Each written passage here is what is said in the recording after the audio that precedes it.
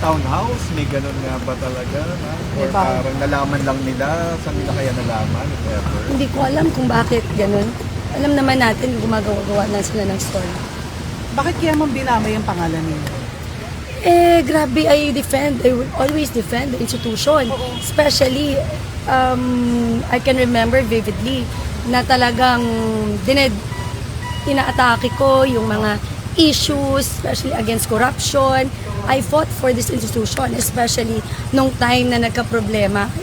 Several times ko talaga sinabi at saka sinabihan si Speaker and si Saldi about what I've heard about the institution. Kaya kailangan na talaga this time na i-protect ko din. Yes, ma'am. At the same time, alam naman natin lahat na this is about the Quadcom story. I defended Iloilo City.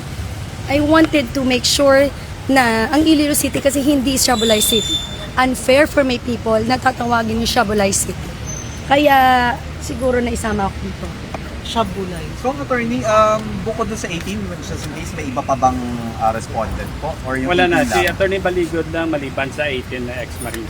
Kasama po si attorney Baligo. Kasama si Attorney Baligod dahil namin niya rin naman sa mga interviews niya na siya talaga nagpasimuno nung pakikipag-usap dun sa ex-Marines at siya rin na naghanda nung sinumpaang salay, pinagsamang sinumpaang salaysay nitong mga allegedly ex-Marines. So, kaya isinama siya sa reklamo na isinampa namin ngayon dito sa Department of Justice. Ma'am, you just mentioned Shabulay City. Do you think the Dutertes are behind this?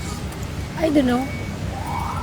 Attorney, Bahala niyo yung korte dyan. may you know your full name, attorney? Jeric Hukaban. Okapan. Hukaban. Hukaban. Yeah, Hukaban. Sorry? Jeric Hukaban. J-U-C-A-B-A-N. Jericho J.O. J-E-R-I-C. Filed na po na file. Naisampa na po. Ito po yung Pwede ba? Picture.